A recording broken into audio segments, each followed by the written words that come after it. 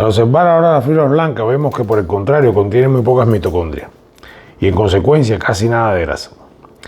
En ausencia de grasa como combustible de reserva, ¿qué combustible piensan que requieren las fibras blancas? Una inspección minuciosa muestra que el principal combustible de las fibras blancas es el glucógeno, que se ve bajo un microscopio electrónico como muchos granos oscuros distribuidos por estas fibras. Y recuerden que dijimos anteriormente que el glucógeno se compone de muchas unidades de azúcar de glucosa, unidades entre sí. Debido a que se cree que las fibras blancas son necesarias para la ejecución de movimientos de una fracción de segundo, deben tener un combustible fácilmente utilizable para proporcionar energía casi instantáneamente, y el glucógeno es ese combustible. Dado que el metabolismo del glucógeno a glucosa por estas fibras no requiere oxígeno, es por lo tanto un metabolismo anaeróbico. Mientras las palomas esperan el momento de la salida, vemos que las fibras blancas están cargadas de glucógeno y que las fibras rojas están bien fortificadas tanto con glucógeno como con una abundante reserva de goticas de grasa, su principal combustible. Los depósitos de grasa en varias áreas del cuerpo tienen reserva suficiente para las largas y exigentes horas de la carrera, pero la mayoría de las aves no tienen sobrepeso. Existe un buen equilibrio entre la cantidad de grasa corporal y la condición física de las aves. El hígado también tiene reservas adecuadas de glucógeno y grasa que se pueden movilizar y transportar a la sangre y a los músculos en funcionamiento cuando se necesiten. Las aves han estado bien preparadas para un evento a distancia y aquellos que son, mientras las palomas esperan el momento de la salida, vemos que las fibras blancas están cargadas de glucógeno y que las fibras rojas están bien fortificadas tanto con glucógeno como con una abundante reserva de goticas de grasa, su principal combustible. Los depósitos de grasa en varias áreas del cuerpo tienen reserva suficiente para las largas y exigentes horas de la carrera, pero la mayoría de las aves no tienen sobrepeso. Existe un buen equilibrio entre la cantidad de grasa corporal y la condición física de las aves. El hígado también tiene reservas adecuadas de glucógeno y grasa que se pueden movilizar y transportar a la sangre y a los músculos en funcionamiento cuando se necesiten. Las aves han estado bien preparadas para un evento a distancia y aquellos que son un poco pesados pueden estar en desventaja si se trata de una carrera normal. Pero si es una carrera difícil, sus reservas extras de grasa le pueden salvar la vida. De repente se abren las jaulas y simultáneamente en una explosión de sonido se refleja una tremenda explosión de esfuerzo muscular. Las aves se lanzan al aire en un ángulo de ataque aproximadamente de 30 grados, aunque son capaces de volar casi en vertical durante unos segundos. Ya a una velocidad máxima de ascenso de aproximadamente 5 millas por hora, las alas batiendo un promedio de 9,4 veces por segundo, las puntas crean un patrón en forma de 8 en relación con el cuerpo a medida que recorren un ángulo de 142 grados. Para ilustrar el tremendo poder de los músculos del pecho, se sabe, por ejemplo, que uno de los grandes músculos pectorales por sí solo es capaz de ejercer una fuerza aproximadamente 10 veces mayor que el peso de la paloma. También se sabe que la carrera descendente ocupa aproximadamente 1/3 de cada tiempo y la carrera ascendente aproximadamente 2/3 del tiempo en ese momento. O sea que el tiempo en que la paloma baja sus alas para impulsarse ocupa aproximadamente 1/3 del tiempo en que se produce el ciclo de aleteo. Y el tiempo en que la paloma sube las alas nuevamente para coger impulso demora aproximadamente 2/3 del tiempo total. El poder explosivo necesario para lanzar una paloma al aire requiere un esfuerzo enorme, lo que significa que toda la fuerza de los músculos pectorales son capaces de desarrollar debe utilizarse en ese momento. La salida es una acción rápida y explosiva, y aunque esperaríamos que las fibras blancas actuaran por sí solas,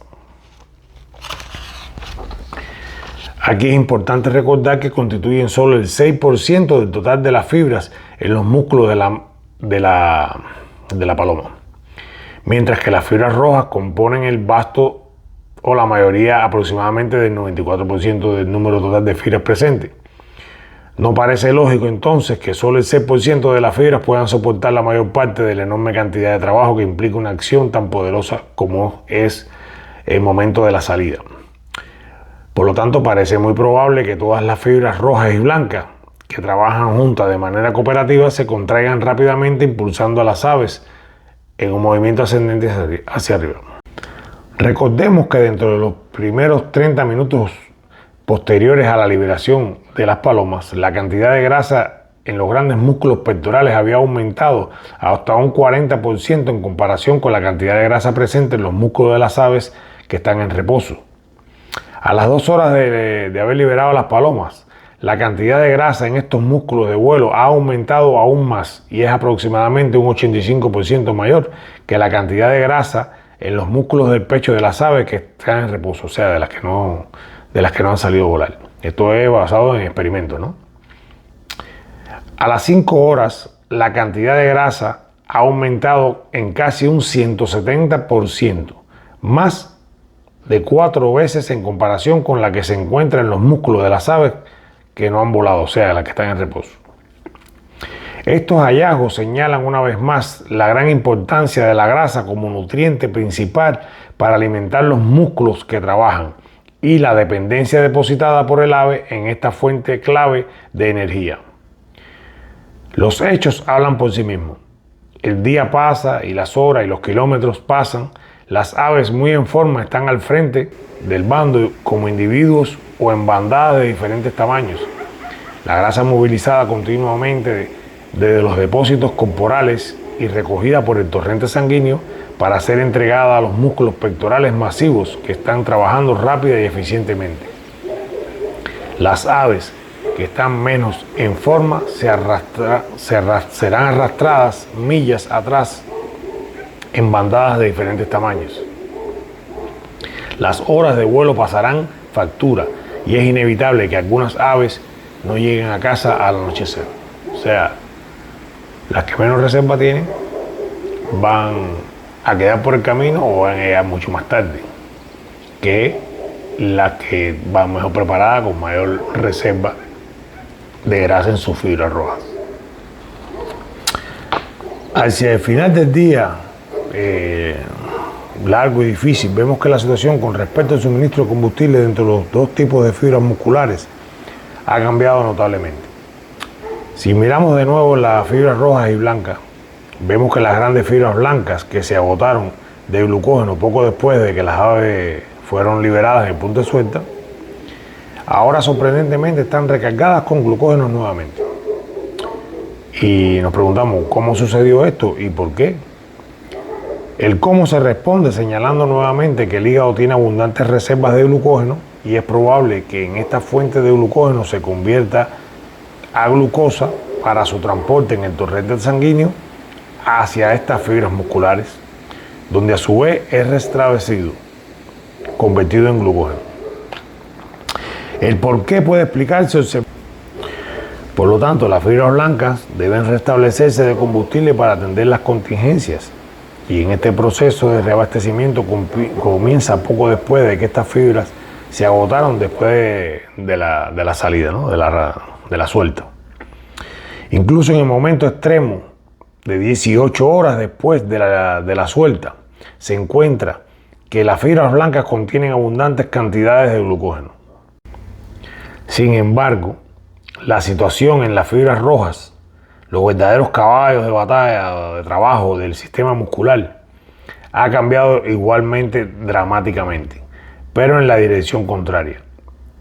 Una vez cargadas tanto con grasa como con glucógeno, las fibras rojas a las 18 horas en general se ven gravemente agotadas de grasa y pueden estar de leve a gravemente agotadas de glucógeno. Por cierto, El papel de glucógeno en la función de las fibras rojas no está completamente claro, pero dado que la grasa se agota seriamente y las reservas de glucógeno pueden agotarse seriamente a las 18 horas, una sugerencia es que el glucógeno puede estar asociado con el suministro continuo de una sustancia llamada oxaloacetato, que es uno de varios que intervienen en la quema de grasa y la liberación de energía en las fibras rojas. También es posible que un papel importante de glucógeno en las fibras rojas sea proporcionar combustible fácilmente disponible para las poderosas contracciones musculares que lanzan al pájaro al aire en el momento de la liberación. Aunque la grasa y el glucógeno siguen siendo evidentes en las fibras rojas, las reservas de ambos se están reduciendo a medida que avanza la carrera. La mayoría de las fibras rojas, especialmente las que se encuentran en el centro de un haz de fibra, son particularmente bajas en reservas de grasa, pero también es interesante que otras que están cerca de la superficie de un haz de fibra tienen mayores cantidades de grasa. Estos hallazgos, entre otros, sugieren que las fibras rojas ubicadas cerca del borde. Bueno, decíamos que a medida que se completa el turno de estas fibras que se cansan y dejan de trabajar para recuperarse y su función es asumida por el siguiente turno de fibras que se encuentran algo más profundamente dentro de un paquete, es muy probable que mucho antes de que estos suministros de combustible hayan disminuido de manera tan drástica, el ave haya comenzado a experimentar signos cada vez mayores de fatiga, ya que sus importantes reservas de combustible disminuyen constantemente. Estos hechos relacionados con las principales reservas de combustibles tal vez puedan darnos una pista significativa de por qué hay tan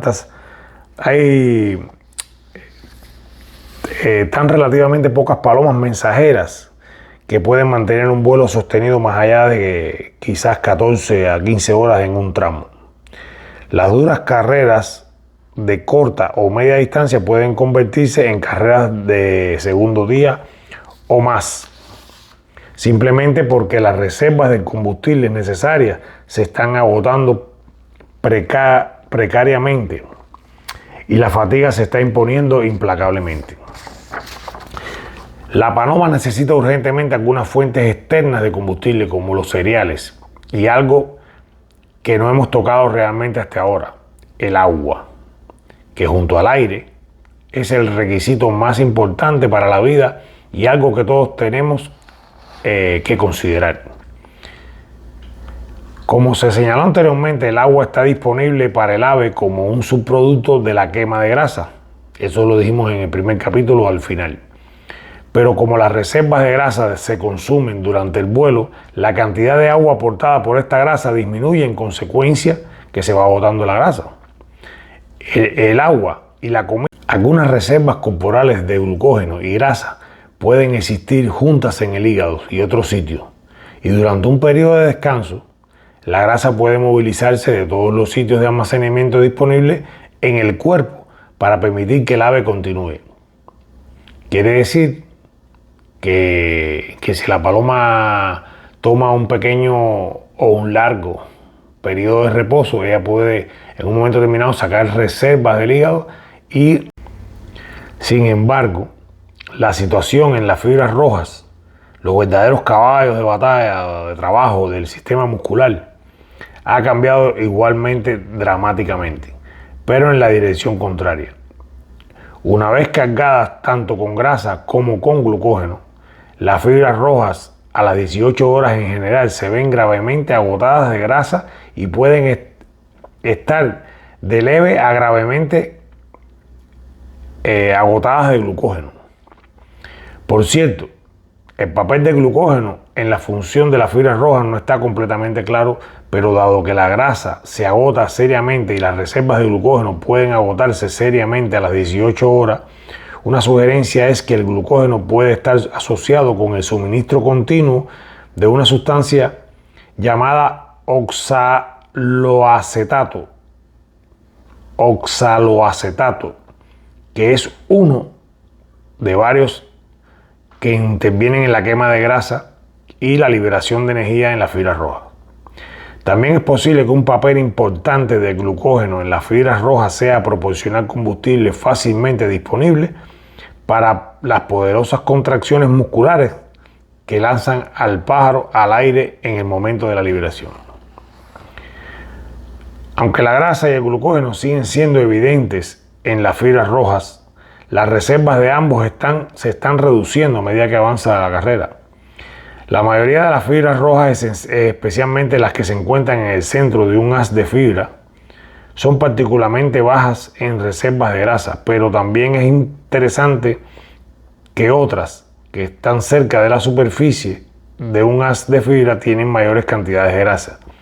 Estos hallazgos, entre otros, sugieren que las fibras rojas ubicadas cerca del borde de un haz de fibra son las primeras en comenzar a trabajar y por lo tanto son las primeras en cansarse.